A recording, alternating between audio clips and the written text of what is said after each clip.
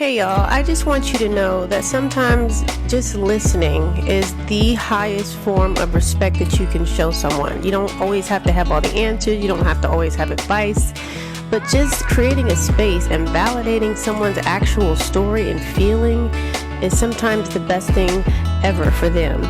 And so I just want to encourage you, if you have a story to share, hit me up, call me up. We will schedule a podcast, we'll give you a platform, give you some time to share your story. Because just know that somebody needs to hear that. The hardest part of your story that you don't want to talk about is probably exactly what someone else needs to hear. And it'll also help you start the healing process, because people start to heal the moment that they feel heard, when they feel seen, when they feel validated. So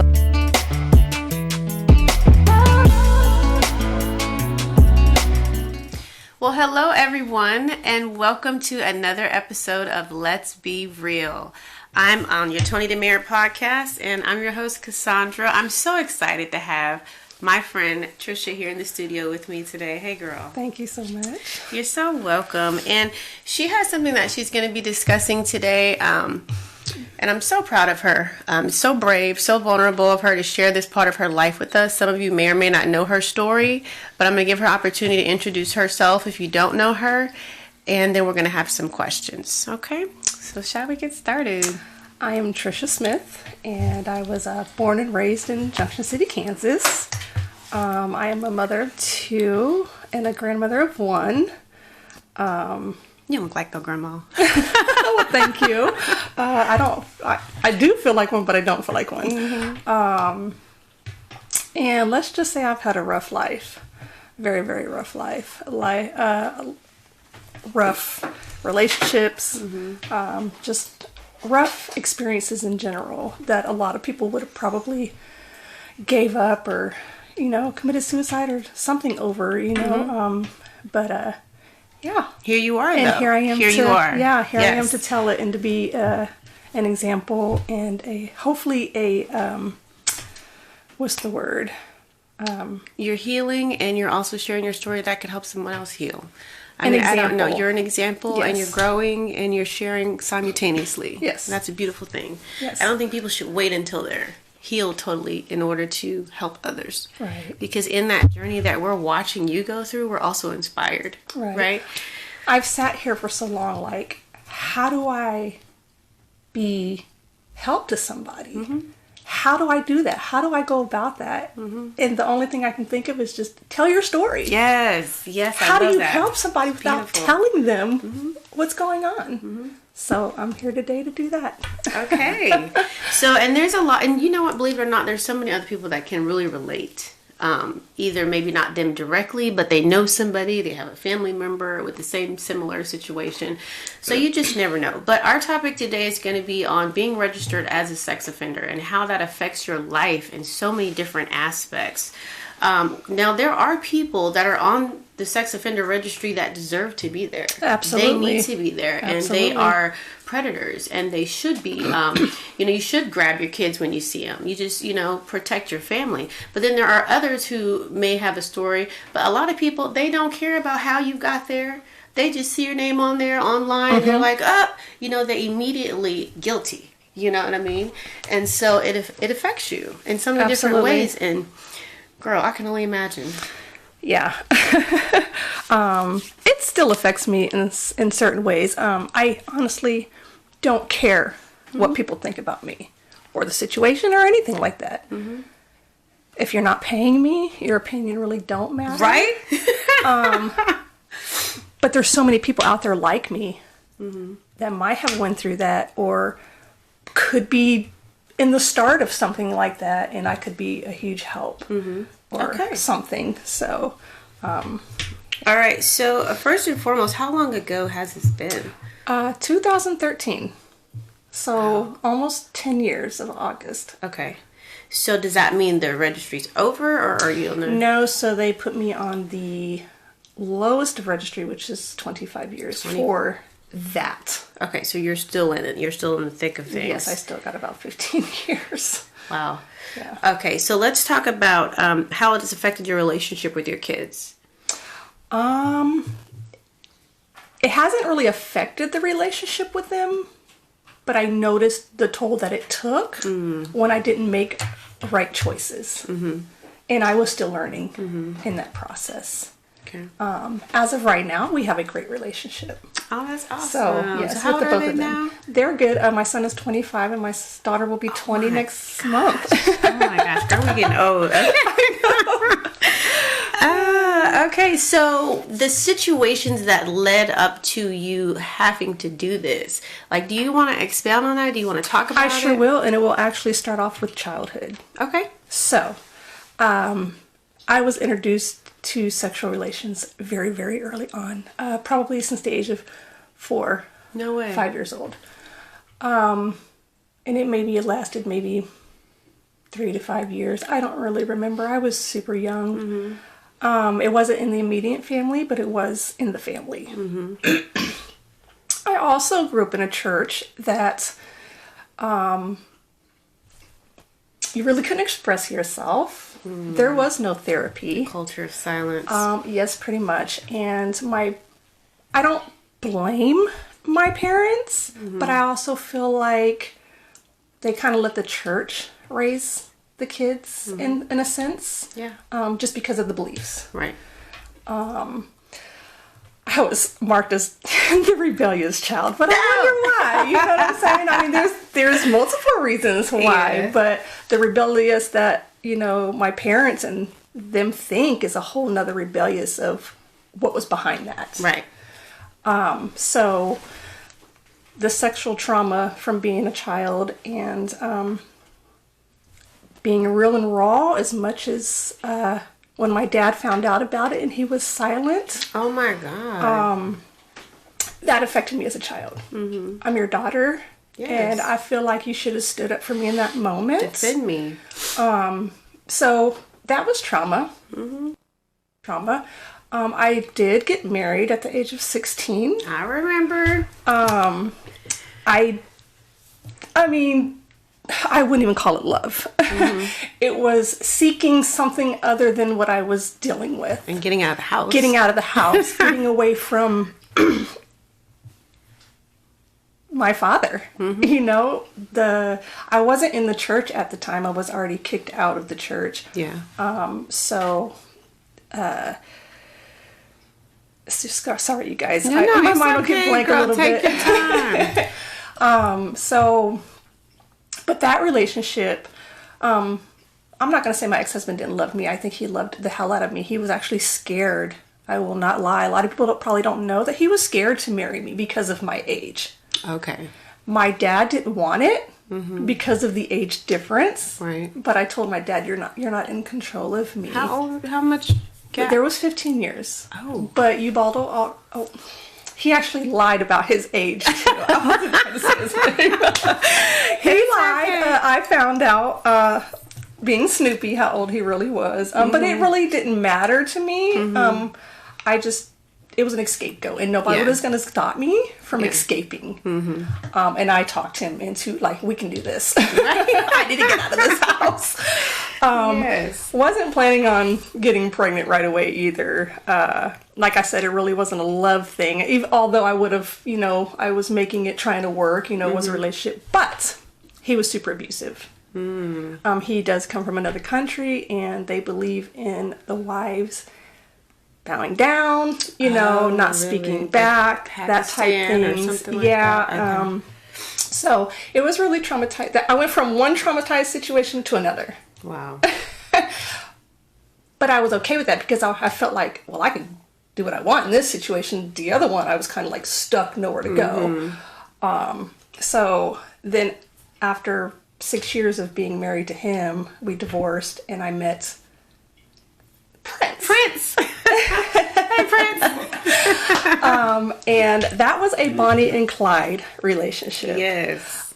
We were together for about 7.5 years before we split. It was a devastating split. I won't really go into detail. Door got kicked in. It was some very illegal stuff going on, but it kind of ruined our relationship because he didn't feel comfortable being home. I wanted him home. Yeah. And it was just a lot of tension, And so that right there just kind of ended it. Okay. But I felt so hurt. Yeah. So mind you, I was hurt by my father. I was hurt by my ex-husband. And then after 7.5 to 8 years, I was hurt by somebody that I had a child with that just could throw me away like that. Wow. That's how I felt. That's trauma. But then let's see, about 4 years before we split, I started having pains.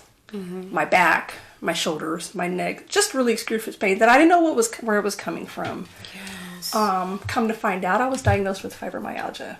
So in the moment when we split, and to him it was all in my head, and I needed to go see a head doctor. What? And I'm just like, are you kidding me? That's not something like, you can see. Fibromyalgia you know, is like it's not. lower back pain or something. Well, my sister had it at the time too, and I think in his mind he felt like that I was just trying to like, well, if she has it, I have it, and I don't think he really realized that I actually had the paperwork. I don't know what was going on in his mind. It's the past, but it did interfere, and I was just like, are you kidding me? Like a man that, you know, like, dude, we've been through everything together, you know, for him to just easily just throw me away because he feels like everything is all in my head, you know, and I'm just a concerned woman that I just want my man back. Yeah.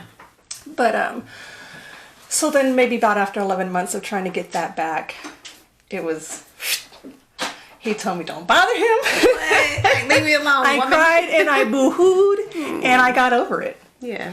And after that it was like, I was peaceful. Yeah. I was like, ooh, I don't have no man to look after, take care of, listen to, just everything. Yeah. You know, it was finding myself. Yeah. Maybe 3 years of being separated is when I bumped into the guy that I caught the case with. Oh. I was doing me. I was not looking for no relationship. I had them since I was 16 years old. I'm good, you know? I'm free now. Right. And we were at a house party, and he was trying to holler at me, and Cassandra, he was so ugly. Y'all, he was ugly, okay? When I say he was ugly, he was ugly. But it was one of those, he kept pursuing me. Yeah. Relentless. And I was like, okay, whatever. Okay, free meal, you know? I'll go out to dinner, it's free, you know what I'm saying? And, well, I give him a chance, you know? They say the ugly ones can be some of the nicest ones. Yeah, maybe. So, and in my opinion, I don't care what record you have, how long it is, what you've done. Yeah. It is in that present moment and in that time how you decide to be and how you decide to treat me and as a person. Yeah. So we went out to eat, and the biggest mistake that I didn't learn till after the fact is you never ever tell a man what you've been through and what you'll never tolerate. Ooh. Because that's the moment that they will try to use that to turn it around on you. Like a predator. Exactly. And I didn't see that. I was just like, this ain't what I'm tolerating. This ain't what I'm tolerating. You got me messed up. Blah, blah, blah, blah, blah. Yes. And it was great. I'm not even going to lie. It was great for the first month and a half because he had to leave back to California. He was on parole. He was on leave for his mother's funeral. So he had to go back. Yeah. We still talked and stuff like that, but he didn't want to be in California anymore. He wanted to be back because he seen what he had. Okay, Trish. Him coming back was the worst mistake. Not quite right away. I told him to get his paperwork together. Don't come down here when you're not supposed to be. Yeah. Get your paperwork. You know, make it legit if you're going to come down this way. Right. What I will tell you is if you come down here and you got a warrant for your arrest, I don't know nothing. Right. Okay. Right. You know, and I laid it out flat like we're not doing this. Yeah. So, and I stayed in housing at the time, so I really didn't have no bills. I mean, I had a couple of utilities, so I still had to maintain those. And what I really didn't know was how deep and sick he was. So he comes back, further down. We're at the same barbecue where I met him at, and he outside, you know, a group of people outside smoking whatever, and I guess he runs on across the female. Gets to talking to her, whatever, calls me outside. Supposedly she's gotten into an argument with her mother and she needs a place to stay, according to him. Me, if you know me, I did not want to do that. I didn't want no strange female in my house. Right. I don't like dealing with nobody. Especially I'm in housing, so you're really jeopardizing if I help you out. Right. And so, like, it didn't click to me what his intentions were yet. It was just one of those, oh, she was walking down the alley and she looked at alone and I called her over, blah, blah, blah. You know what I'm saying? So, Right. Long story short, I talked to her in my car, let her know blah, blah, blah, this and that, if you're going to stay with me. Yeah. I'm under the impression she's 19. Oh, wow. She was 17, but I was told she was 19. Of course they're going to cover it up. They need me, so they're going to lie to me. So I let her come into my home. So I hate to be like, what's the word? Blunt, but she was on her monthly when she came to my house. And I had an appointment one day, and I think she was already off of it. And later on, come to find out, he had messed with her while I was at that appointment. Okay. And so I still stuck with them. Like, that was one red flag. Right. You know what I'm saying? So Hello. we're going to get to the red flags. Yeah. So that was one red flag.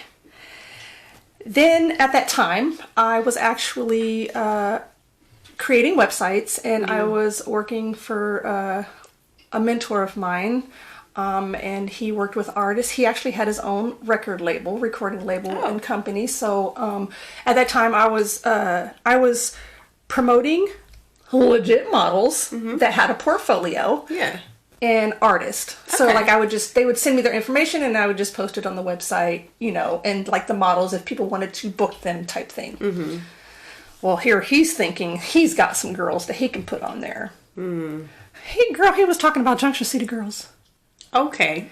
And then some of the girls he was talking about, I was like, honey, they would never pass. Okay. Okay. So I don't know. And then I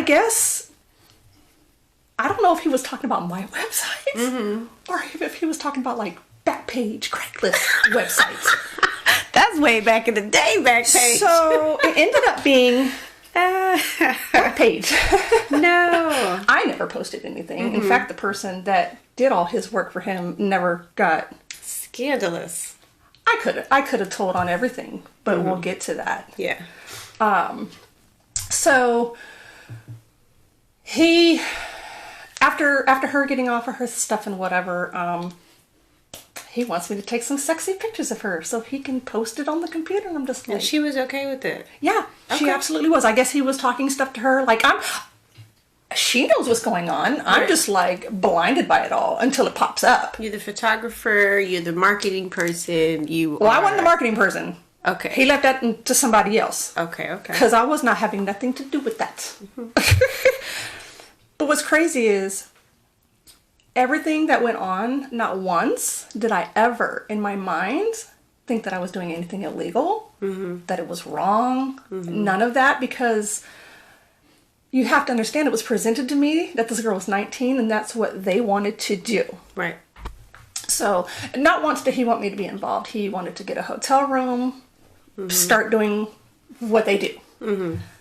Well, you cheated on me. For one. So I'm not going to let you go to this hotel with this girl all by yourself. I want to know what's going on, so I'm going to sit right in the middle of it. Yeah. That was my mind thinking. Well, long story short, he was pimping her. She was okay with it. I didn't like it. I would stand up and, stand up for the both of us, all this other stuff. And there would be times where he would leave for a little bit and I would try to talk her out of getting out of the situation.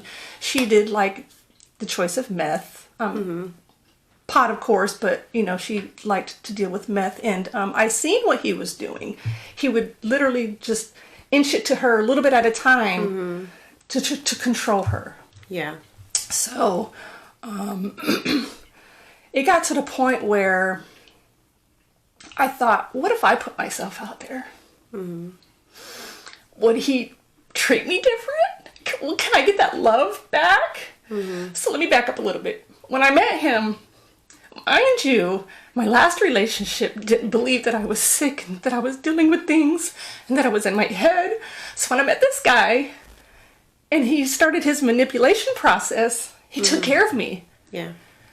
I never had to clean. I never had to cook another meal. I mean, I woke up and all the laundry was done. Like, it was one of the best times of my life.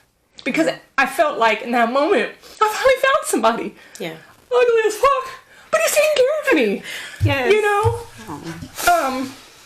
So, it was just one of those, maybe if I put myself out there, it'll, you know, maybe throw some attention on me. It's crazy how we think. She would always want rubs, you know, like she's tired from working. She could use a massage. Well, in my mind, you chose to do that. It's not my job or his job to fucking do that. Excuse me, raw. It's fine. But what about me? Yeah. So I would get mad because you're trying to, I'm your woman, but you're trying to protect this person for your money. Yeah, for sure. So I put myself out there. The most degrading, disgusting thing that you could ever do.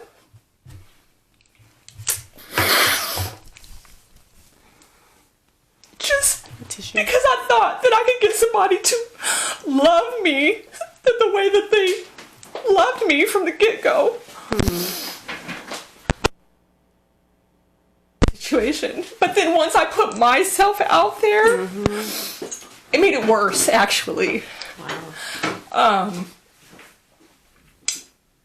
I tried to leave the situation. He told me I wouldn't go nowhere. Now he's abusive. Now it's become abusive. Even before I kind of did that, I'd still stuck up for the girl. And he would put his hands on me. And towards the end, it got to the point where she got tired of seeing it. Yeah. And that's when it all came out. We woke up one morning and the police are banging on our door. And at first it starts off with she's a runaway. We find out she's a runaway from the state. And that I find out that she's 17.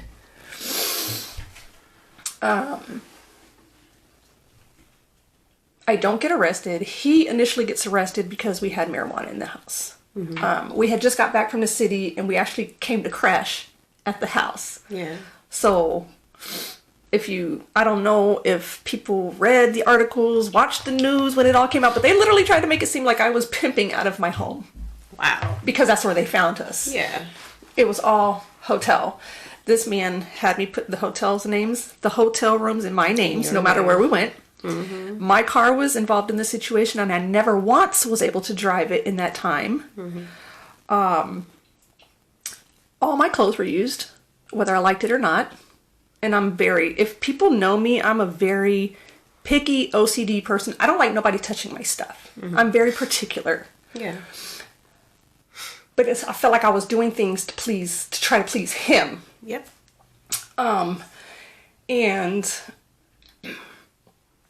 like I said, when they first arrested him, it was for drugs. They took her, she had a phone.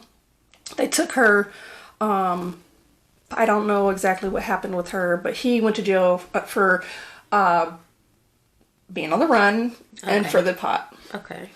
So he's thinking he's getting out, we're thinking everything's okay. Like, once again, I still didn't think what was going on was illegal or wrong because I felt like, in my mind, she was old enough. Like, she's consent. So,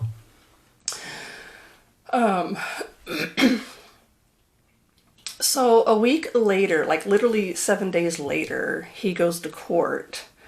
His sister's picking me up. We're literally pulling out and all the cops come and close us in because they're there to search my house.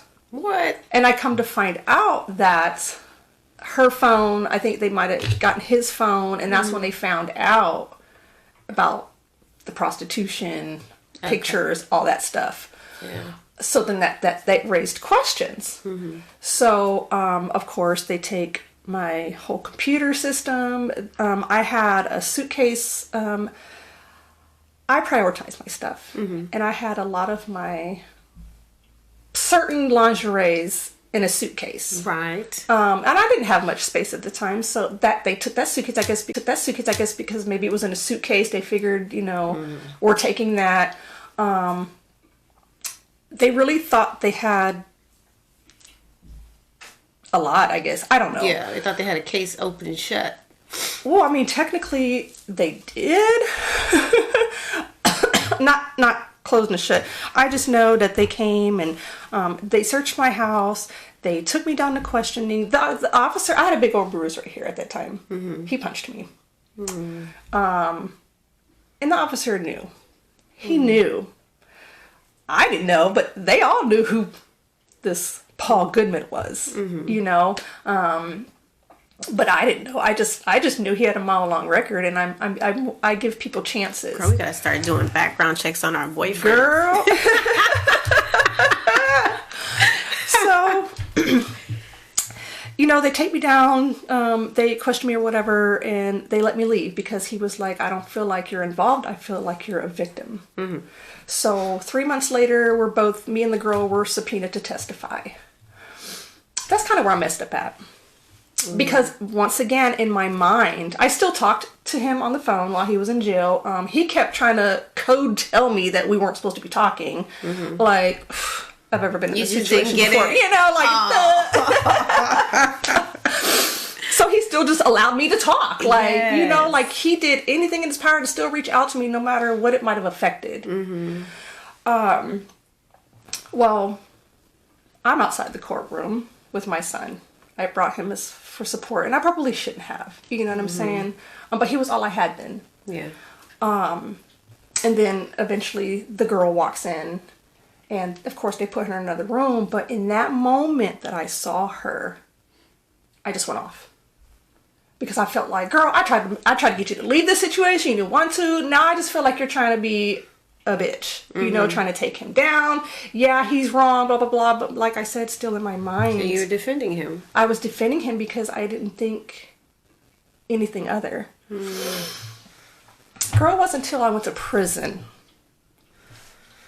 and went through classes that I realized how it affected me and how he ain't nothing. Right. But we'll get to that. So I didn't testify. I was scared, actually, a little intimidated, just anxiety. It was just a lot. Just stuff I've never been through. Right. It's crazy. I waited 4 hours for that trial for them to come out and arrest me for all the same charges on top of intimidation of a witness. My son kept telling me to shut up. Listen to your kids. Right? Now that's a whole nother podcast. Listen to your kids. You know what I'm saying? And I didn't, because I was just so angry. Like, how are you doing this? Like you played so much of a part, Right. Yeah. So I get arrested, and I'm in 3 months in jail. Once they arrested me, girl, I was crying, boo-hooing, like, I'm ready to testify. Like, this is not me. You know what I'm saying? Like, are you kidding me? They're throwing me in jail for rape, for prostitution. There was 11 counts. I don't even remember what all they were. 10 counts on top of I got charged everything he did, plus the intimidation of a witness. Wow. So, this is another part that I probably could have beat if I wouldn't have had a public defender. Whew. Gosh. Yeah. Right. One thing he did do is he did not stop. He was not going to he was not going to come to a plea deal until I got probation. Excuse me, let me text my son. I'm listening. Go ahead. That's fine. So, in my mind, I shouldn't even be getting I shouldn't be getting nothing. I shouldn't be getting no charges. In the end, they charged me, mind you, out of all the things they could have got me on. The car, hotel, clothes, whatever. They got me for evidence in his phone. It's his phone, though. His phone. It was a picture that he made me take of him and her holding up a bunch of money, but my reflection was in the mirror because That's they were how they got you? but it was his phone. Oh my gosh, the reflection. That's why I'm saying I had to be an example in this type of situation. I had to be used as an example because out of everything that you technically could have got me on, knowing that I was a victim, you tried to use that. Y'all tried to use his evidence. Wow, his evidence. That's crazy. The judge was like, I normally don't give probation to people with these type of charges because they got me on sexual exploitation. That sounds horrible. It is. Yeah. Girl, still to this day, 10 years later, I still don't understand. You know when they ask you when you're getting sentenced if you understand everything that's going on? No, I still to this day don't understand. I don't understand. Wow. Because your laws are fucked up. Yeah. And they want somebody to take the rap. Literally. And then so they can get that file off their desk, moving on while this person's locked up. Literally. So, yeah. I spent 3 months in jail. They let me out. They let me out while I was still going through, like before I was even sentenced. So they sentenced me. I got probation or whatever. Not even 3 minutes not even 3 months on probation. I got violated with a no contact order because we were still keeping contact. Oh, so you weren't supposed But it was more him. It was never me reaching out. It was always him reaching out, and I was giving him that chance. In my mind, the ball is in my court now, and I run this show. I still didn't understand how tragic it was. How serious How it was. serious. Yeah, how serious I'm putting my life on the line. You know what I'm saying? And anything future-wise.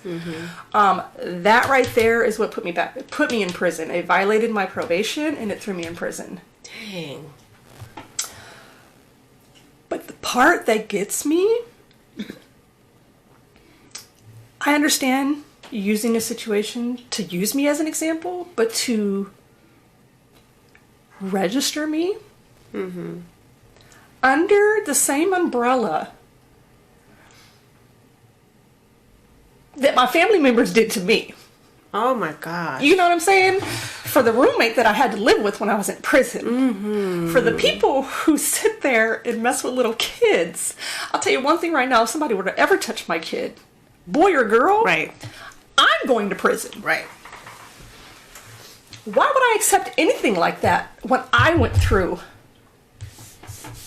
sexual trauma? Right. So girl, it's been, I had to take classes when I was in prison. I was not able to have any physical contact with my kids. I could write them, I could call them, I could send cards, I could receive. But until they were 18, where I got an override, I was not allowed to have any contact. Luckily, my son turned 18 while I was locked up, and my parents were able to bring him to see me. Okay. My daughter, it was just phone and letters and cards. Your daughter's so sweet. Yeah, she's funny. She can't be. No, just kidding. So how long were you in prison for? I was in prison for 15 months, 16 altogether, because I was in jail for a month before I got sent to prison. Okay. It was a 30, I think it was a 32 or 36 month sentence, but I only had to do the 15. Okay. So. And your family came to visit you and stuff? Yeah, they came to visit me. They didn't like help me or nothing, you know, like put money on my books and stuff like that. But just coming to see, you know, Topeka is a walk in the park. It is a gay candy land, but you're still away from your family. Yeah. You're still away from everybody. You're limited. You're controlled. I'll tell you one thing. I got 2 write-ups before I realized, dude, they're taking my days away. I want to get the hell up out of here. Right. Good grief. So, and you know, I had girls in prison, and I had a lot of friends. They didn't judge me off of that. They judged my character and got to know me. And then I had people that, girl, they lied to me. I had my family look you up, and you like messing with little boys, and it's like, Oh my gosh. okay, whatever. Yeah. But you know, I mean, I didn't really experience what I thought I might experience to have that type of charge. So it was like an easy walk in the park, but Okay. it's just an experience I feel like I should have never Now, something you mentioned about the red flags, because I know we've talked before because you come to our Warrior Women Sister Circle, and thank you so much for always showing up. I appreciate you. No problem. But you said that therapy, someone who's not loved properly, someone whose father is not in their life, like you saw like all the reasons looking back on it, how you kind of got to where you were. You know what I'm saying? Yeah. So talk about that. I just feel like my father, not being properly loved by him, not being shown that love, not being shown the love and affection that I might have needed to receive in the traumatizing, experiences. My ex-husband loved me but controlled me, you know what I mean? Yeah.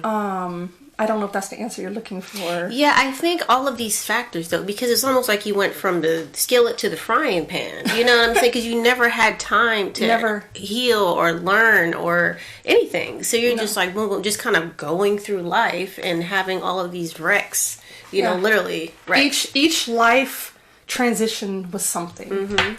And then, so now you're a mom, so now you have a whole nother aspect as a mother to think about. Now you're affecting other people, like your kids. So now let's just say you want to get a job when you get out. How's that going to look? So one thing that I don't really understand, and I feel like some laws need to change, is that, you get so much training, classes, courses, college in prison. I got my certification from Microsoft Office when I was in prison. Who's going to hire me? I was better off going to get a forklift position. Oh, good Lord. In prison.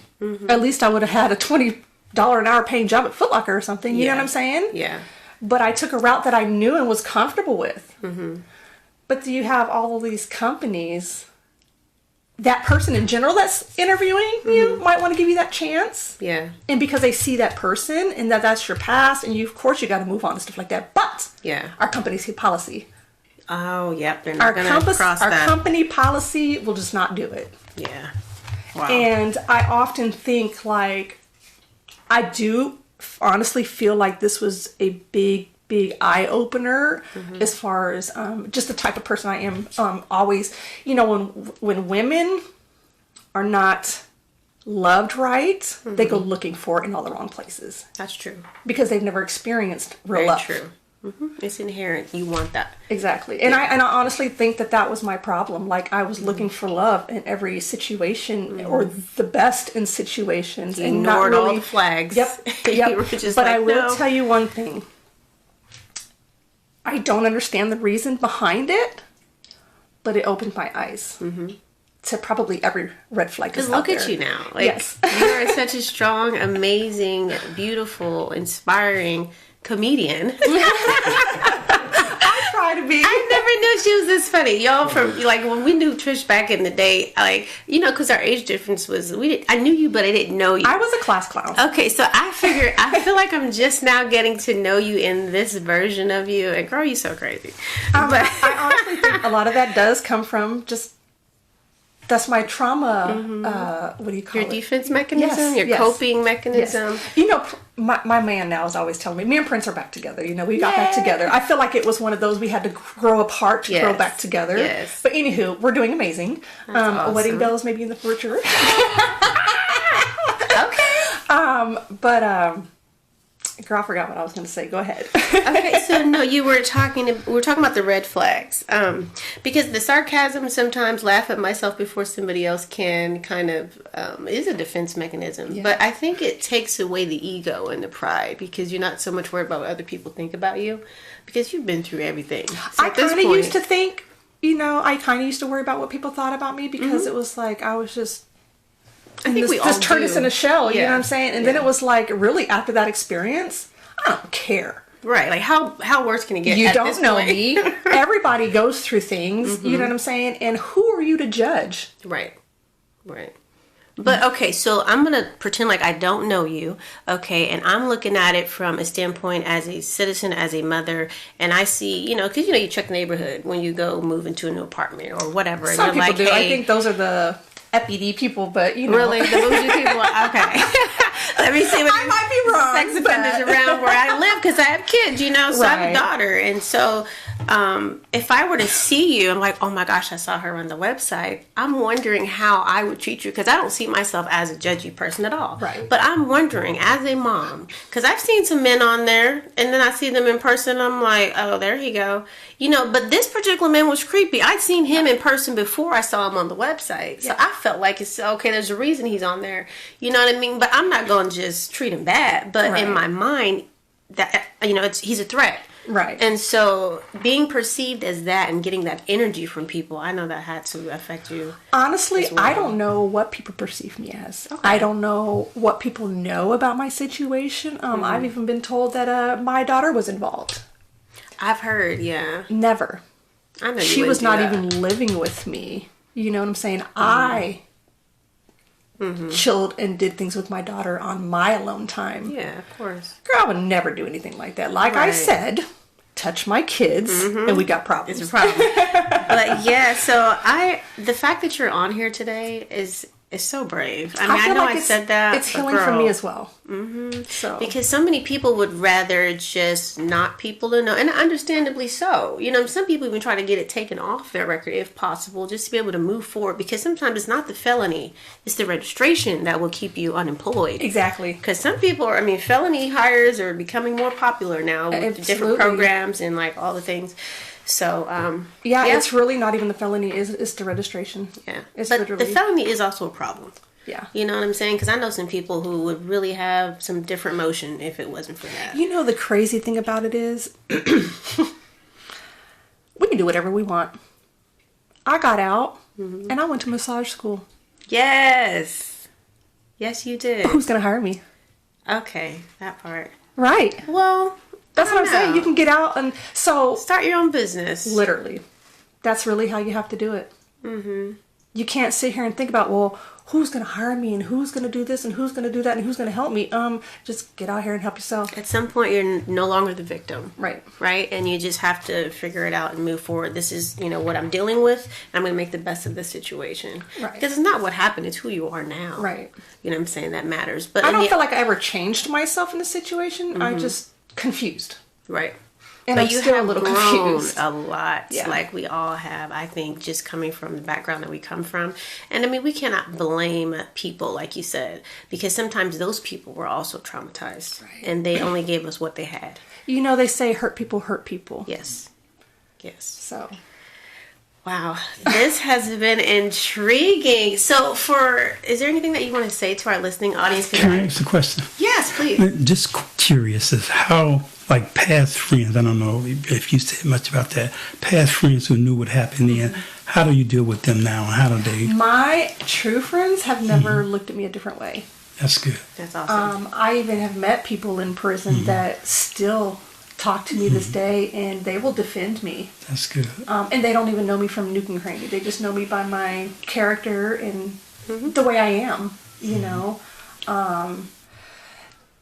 Like I said, I don't sit here and dwell about what people think. Because if I did, I wouldn't live. Crazy, yeah. You know, and I've always been the type that I don't give a fuck. You know, I don't care. And this I love really, that about this you. really has made it to 1,000 degrees. You know, because I've been through so much. Who are you to tell me and to control me?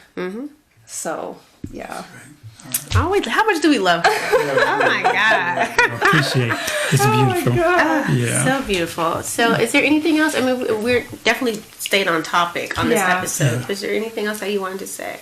No, well, I don't know. I just, just to any of the ladies out there, catch them red flags. Yes. If you're not in a relationship and if you've gone through things like these, no red flags. Work on the yellow ones. What are Appreciate those? the green What are ones? those? Like it's a warning sign. Yeah. You know. Yeah. I just feel like nobody's going to change unless they want to. True. So if you don't see that, and talk is cheap. I don't want to hear nothing. I want you to show me. Right. For sure. But just any ladies that might be experiencing or have a man that is manipulative, narcissistic, just, it's not your fault. Yeah. You're not the problem. He's a weak-minded person. Yep. And, I don't He's really know using what you. else to... Yeah, no, that's beautiful. Because I think once you realize that, because once your eyes are open and now you're seeing him through different lenses as opposed to, oh my God, he loves me. You know, so Yeah. now you move differently. Right. He's tried contacting me even after the fact. No, he didn't. The audacity. Literally. Wow. Yeah, Mr. Audacity. But yeah, we're going to go ahead and wrap this up. But thank you so much, Tony, for allowing us to use your studio Yes, once thank again. you. And I'm so excited for our next episode. I'm sure we're going to have another topic to talk about. We'd love to have you back. So Yes. thank I you don't so know much. if I'll actually go into like family things because that's a book. But Yeah, and I'm here for it. I'm here for the book and all the yes, things. we'll have to see what's next. Yes. But yeah, All whatever right. the Lord moves me. Yes. But thank you again for listening to another episode of Let's Be Real. And I'll see you next time. Thank you for listening to another episode on Tony DeMare Podcast, Experience, Strength, and Hope, 785-307-4662 on Spotify, YouTube, and Apple Podcasts.